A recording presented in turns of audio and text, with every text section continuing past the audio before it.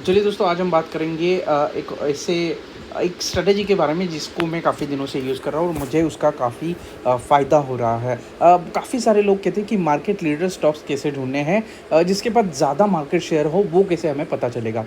किसी भी सेक्टर का अगर आपको मार्केट लीडर स्टॉक ढूँढना है दोस्तों, तो कुछ नहीं करना है, आपको बस स्क्रीनर.इन पे आ जाना है और यहाँ पे आपको स्क्रीन्स के ऊपर क्लिक करना है। फिर उसके बाद आपके पास यहाँ पे एक ऑप्शन आएगा ब्राउज़ सेक्टर्स के बारे में। तो यहाँ पे आपको सारे जितने भी सेक्टर्स हैं वो आपको देखने को मिल जाएंगे। अब फॉर सपोज एग्रोकेमिकल सेक्टर है और उसको मुझे एक तरीके का चाहिए कि मुझे कौन सा मार्केट लीडर कंपनी है।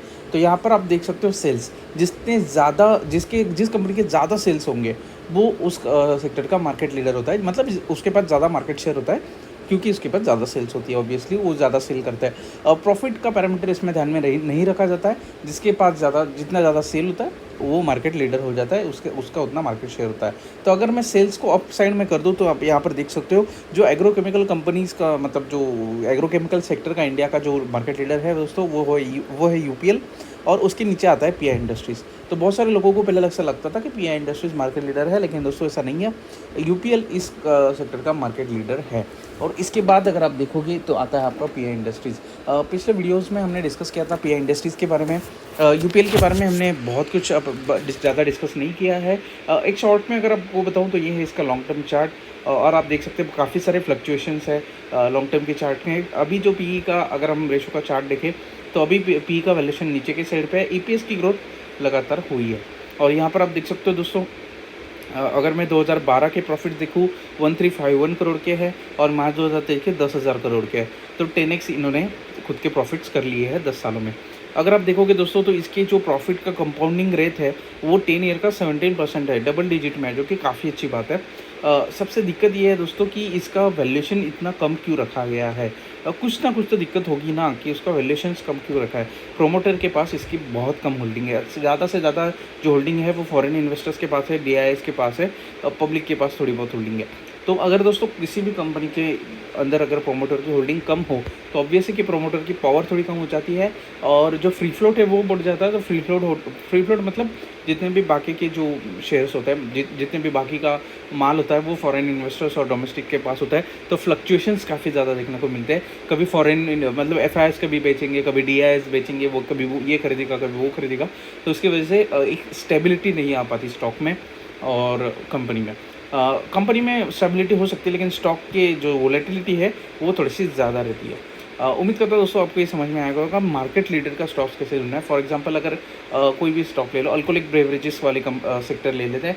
अगर आप मार्केट लीडर देखोगे वो है यूनाइटेड स्पिरिट्स। तो यूनाइटेड स्पिरिट्स की भी दिक्कत वही है, मुझे ऐसा लगता है कि इनके जो प्लेज परसेंटेज आप देखो 1.11% है, इतना ज़्यादा प्लेज्ड है नहीं। प्रॉफिट ग्रोथ इनकी कुछ खास है नहीं। अगर आप देख सकते हो वैल्यूएशन का भी चार्ट कुछ खास नहीं है। उसके बाद अगर आप देखोगे कंपाउंडेड प्रॉफिट ग्रोथ अच्छी रही है लेकिन सेल्स ग्रोथ इनकी नहीं है, राइट। तो इसकी वजह से इनका स्टॉक का परफॉर्मेंस भी डाउन हो जाता है। तो कुछ ना कुछ दिक्कत होती है। तो आप बोलेंगे कि ऐसी फिर वो मार्केट लीडर होने का फ़ायदा क्या, और फिर अगर मार्केट लीडर नहीं लेना तो कौन सा लेना है। तो भैया नहीं, ऐसा नहीं होता है। टॉप 5 ये जो कंपनीज़ आपको दिख रही है, टॉप 5 कंपनीज़, उसमें आप एनालिसिस करो कि हर एक पैरामीटर उसको चेक करो। आरओई काफ़ी इंपॉर्टेंट है। रिटर्न ऑन इक्विटी होता है 20% के ऊपर रहा तो काफ़ी बढ़िया तगड़ी कंपनी मानी जाती है। उसका कंपाउंडेड प्रॉफिट ग्रोथ देखो, सेल्स ग्रोथ देखो, स्टॉक का प्रेज का सीएजी देखो, पी वैल्यूएशन देखो, सेल्स की और प्रॉफिट की ग्रोथ देखो।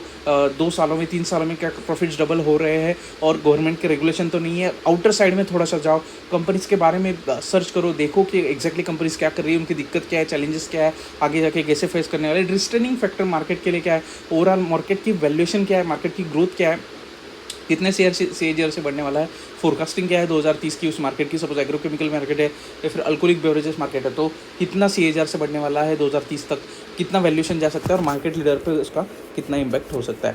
उम्मीद करता हूँ दोस्तों ये ओवरऑल आपको सारी चीज़ें समझ में आ गई होगी। किस तरीके से कंपनीज़ को एनालिसिस करना है, शेयर्स को कैसे, बस रेशोज़ देखने से नहीं होता। डेट टू इक्विटी रेशो देख लिया, हाँ कर्जा कंपनी के ऊपर कम है, वैल्यूएशन कम है, तो ये मैं ले लूँगा मल्टीपैकर हो जाएगा, ऐसा नहीं होता दोस्तों।